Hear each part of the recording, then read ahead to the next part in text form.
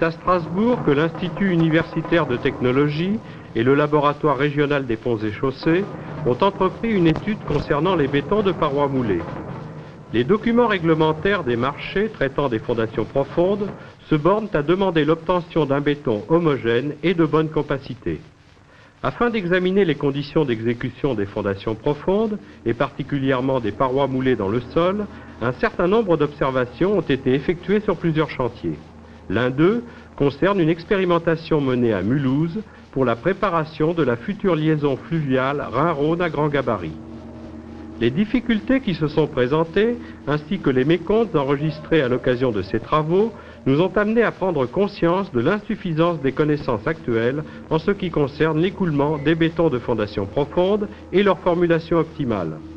Il est à noter par ailleurs que ce problème touche également tout ce qui est relatif à la mise en place des bétons sans vibration. La recherche d'une formule optimale a été faite en étudiant les caractéristiques rhéologiques du béton qui permettent de définir un matériau capable de rester homogène et présentant de bonnes aptitudes à l'écoulement. L'expérimentation directe, grandeur nature, est malheureusement économiquement impossible. Seule la miniaturisation permet d'aborder le problème. C'est pourquoi nous avons utilisé un micro-béton et une tranchée miniature en verre. La construction d'une paroi moulée consiste à réaliser une tranchée profonde dont les parois sont maintenues par une voûte isotropique. Cette tranchée est ensuite bétonnée à pleine fouille au moyen d'un tube plongeur. En tout premier lieu, on exécute une préfouille de faible profondeur destinée à la construction de murets. Cette tranchée sert de guide à l'engin d'excavation.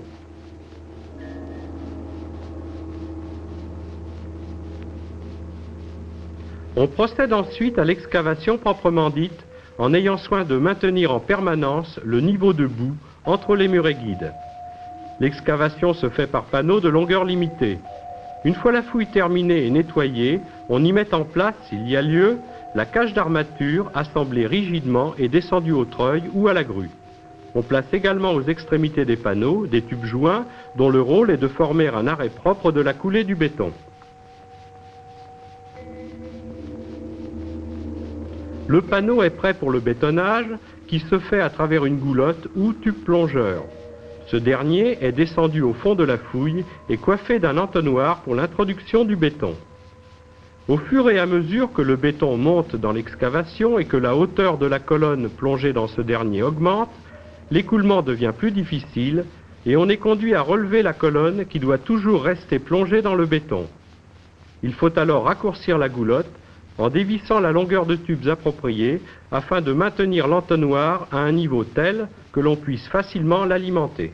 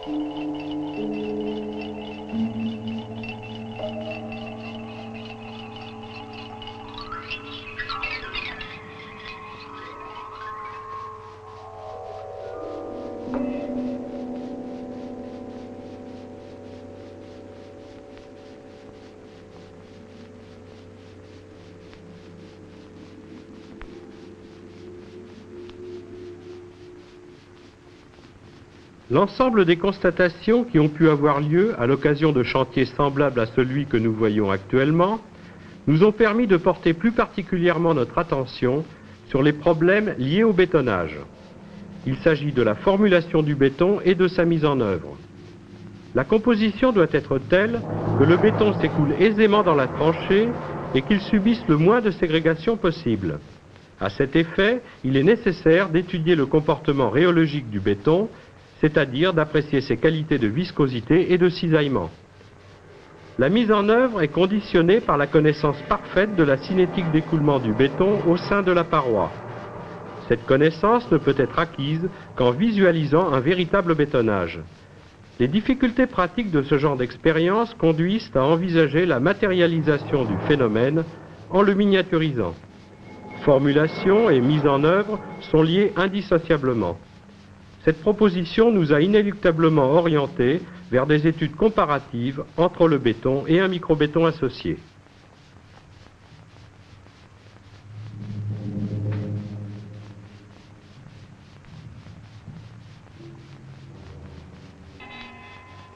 La mesure de la faculté à l'écoulement du béton a été pratiquée en chronométrant le temps de vidange d'un volume donné de béton à travers l'ajutage d'un tube. Nous avons imaginé divers types d'appareils que l'on peut nommer fluidimètres. Celui qui fait l'objet du début de cette séquence appartient à la première génération. À la suite de nombreux essais, nous pensons opter provisoirement pour le modèle que vous voyez actuellement et qui correspond à un cône de marche géant.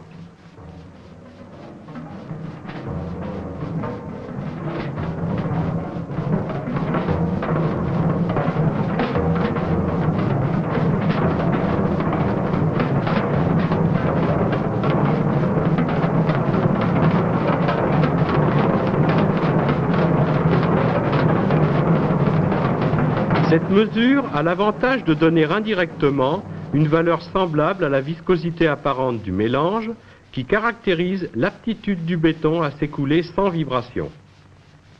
Le deuxième critère important est le seuil de cisaillement qui peut être apprécié par la mesure de l'étalement ou de l'affaissement au cône d'Abrams et qui définit l'aptitude à la conservation de l'homogénéité du mélange.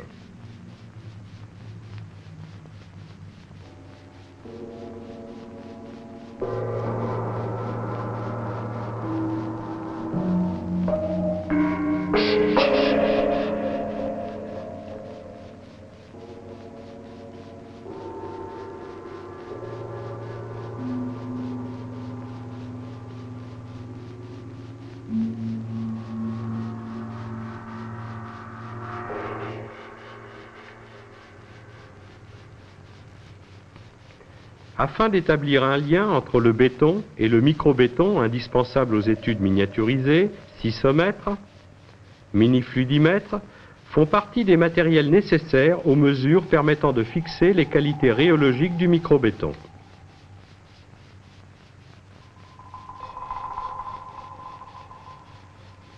D'autres appareils font partie de la panoplie, à savoir le mini-cône d'Abrams, le prisomètre,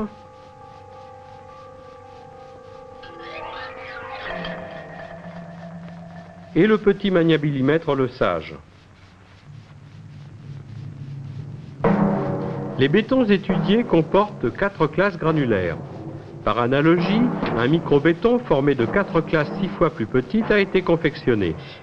Les essais auxquels est soumis ce mélange ont pour but de détecter s'il existe une correspondance entre le béton et son microbéton associé.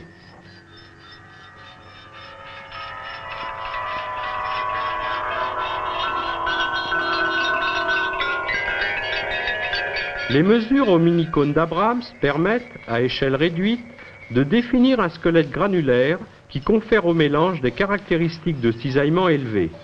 Cette démarche est équivalente à celle qui a été adoptée pour les bétons.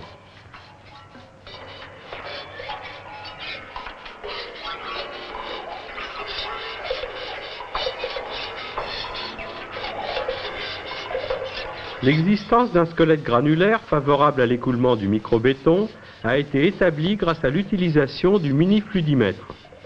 Dans l'état actuel d'avancement des études, il n'a pas été possible de réaliser un cône de marche qui serait probablement plus adapté. Le rapport entre le seuil de cisaillement établie d'une part au moyen du sisomètre et d'autre part au moyen du mini-cône d'Abrams, est constant, quelle que soit la teneur en eau du microbéton. L'ensemble de ces investigations conduit aux réflexions suivantes. La détermination d'une formule optimale est l'aboutissement à un compromis entre l'obtention d'un seuil de cisaillement élevé et une pseudo-viscosité faible. Le béton et son microbéton associé ont des comportements semblables. La mise au point d'un cône de marche géant et d'un mini-cône de marche devrait permettre de mesurer plus fidèlement les pseudo-viscosités. Les relations entre les résultats obtenus au sisomètre et au cône d'Abrams sont suffisamment concluantes pour adopter ce dernier ou un appareil équivalent afin de mesurer le seuil de cisaillement. La conjugaison de tous ces éléments pourrait être le point de départ d'une véritable étude de similitude dans le domaine de la rhéologie des bétons coulés sans vibration. En 1970, à l'issue du chantier expérimental de Mulhouse, les difficultés de bétonnage ont suscité au laboratoire une certaine curiosité bibliographique dans le domaine de la rhéologie des bétons fluides. Cette curiosité déçue a fait naître le besoin de connaître les conditions réelles d'écoulement des bétons dans une paroi moulée. Nous avons envisagé la possibilité de filmer ce phénomène. Le petit aquarium muni de 2 entonnoirs, dans lesquels s'écoule actuellement un mortier fluide coloré, fut la concrétisation de notre première tentative. Encouragés par cette expérimentation, nous avons construit une tranchée miniature en verre à l'échelle 1/10 par rapport au chantier expérimental de Mulhouse. Les gâchets successifs de mortier introduites dans le tube plongeur ont été individualisés par coloration. Les phénomènes que nous observons ne semblent pas correspondre à ce qui est décrit dans la littérature.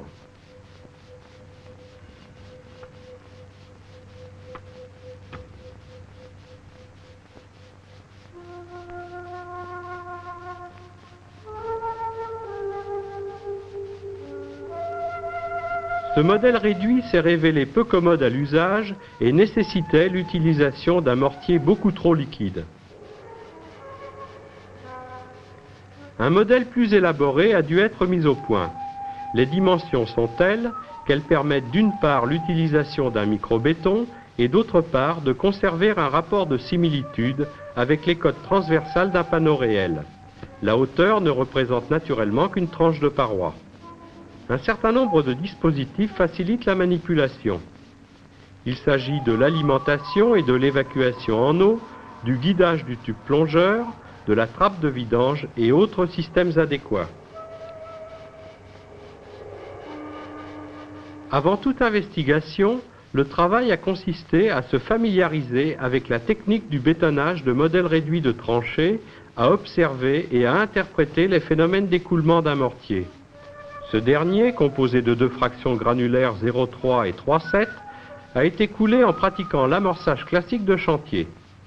Cet amorçage consiste à placer la base du tube plongeur en fond de tranchée, à obstruer la partie inférieure de l'entonnoir au moyen d'une petite pelle, à remplir cette trémie de mortier et à le laisser s'écouler brutalement de façon à chasser l'eau présente dans le tube. Nous sommes donc en présence d'un mortier dont la formule n'est pas spécialement adaptée à ce genre de bétonnage et d'une technique d'amorçage très rudimentaire.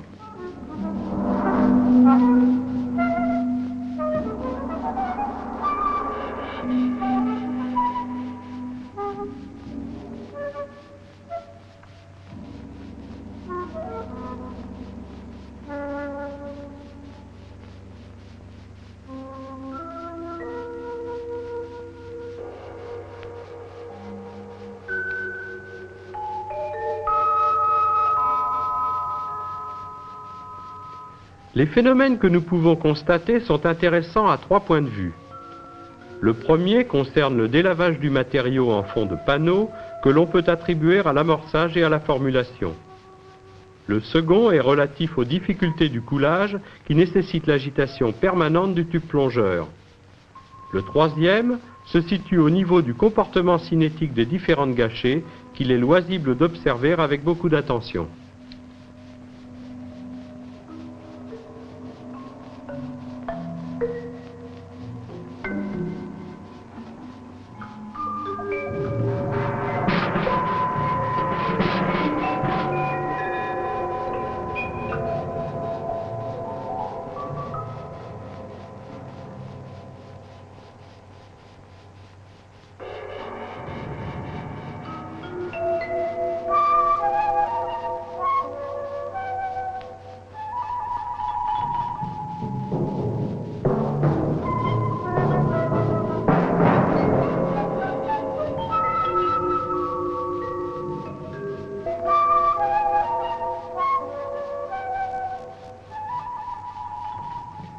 Le premier mortier coulé reste presque en totalité en fond de tranchée, et les différentes couches s'emboîtent les unes dans les autres selon leur ordre d'arrivée.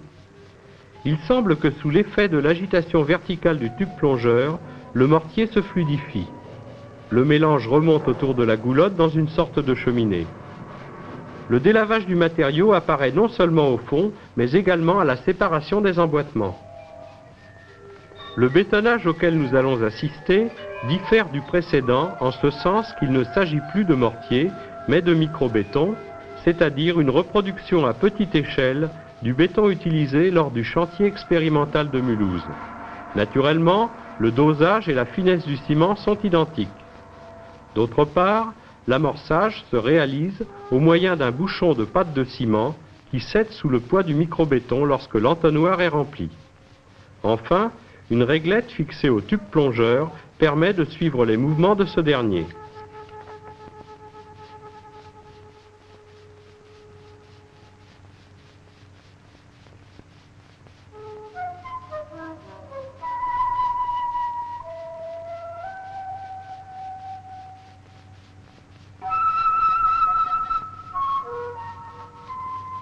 Afin d'attirer votre attention sur les principaux phénomènes qui ont eu lieu lors de cette expérimentation, nous pouvons dès à présent noter les points suivants. L'écoulement est difficile et l'obstruction du tube nécessite une agitation fréquente et une remontée importante de ce dernier. Le délavage des granulats est apparent au niveau de la première gâchée et aux lignes de séparation des diverses coulées. La première gâchée se répartit aussi bien en fond de panneau que sur les faces latérales et en partie supérieure.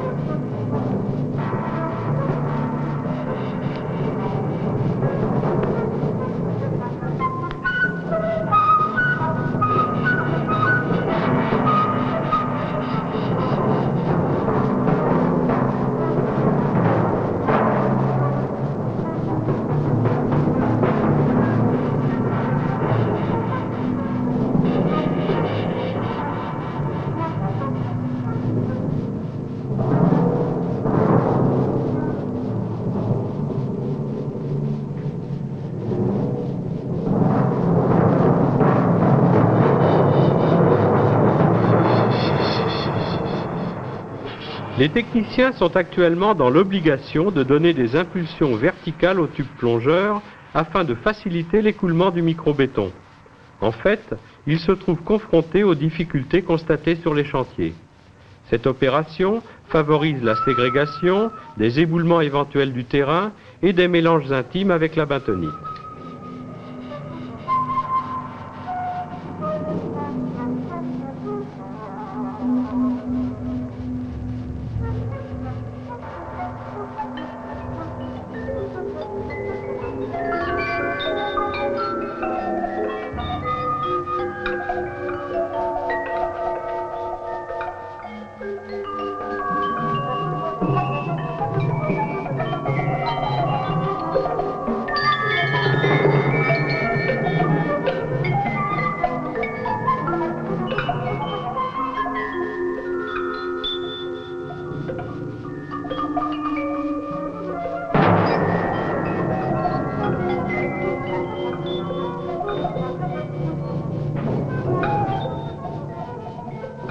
Le schéma de remontée des différentes gâchées ressemble à celui qui a été obtenu lors de l'expérience précédente. Le délavage de la première coulée est moins important en raison de l'amorçage. La répartition générale des différentes couches reste en forme de V très évasée, ce qui n'exclut pas des mélanges anarchiques. Il est intéressant de noter le rejet des premières gâchées vers l'éparement. En effet, ce sont elles qui, subissant le plus de délavage, de liaison intime avec le fond de fouille et la bentonite, se retrouvent finalement au niveau des tubes joints et des faces latérales.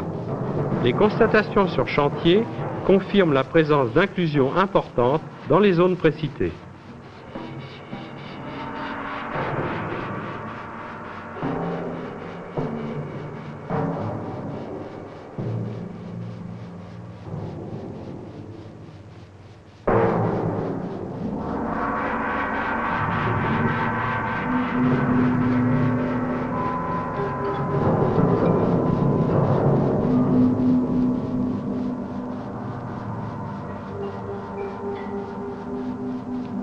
Partant des critères de bon écoulement et de conservation de l'homogénéité, nous avons cherché à modifier la composition du microbéton utilisé précédemment.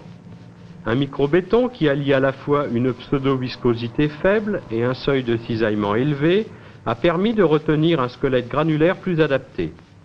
Ce nouveau mélange, introduit dans la tranchée, après amorçage à la pâte de ciment, se caractérise par des qualités que nous pouvons observer à l'occasion de l'expérience en cours. Sa meilleure aptitude à l'écoulement se traduit par une stagnation du tube plongeur en fond de paroi. Le délavage et la ségrégation sont notablement réduits. Les gâchets remontent verticalement le long du tube plongeur, ce qui modifie sensiblement les schématites constatés jusqu'à présent. À ce stade de la recherche, il est important de prendre conscience de l'incidence du squelette granulaire sur le comportement cinétique d'un microbéton fluide.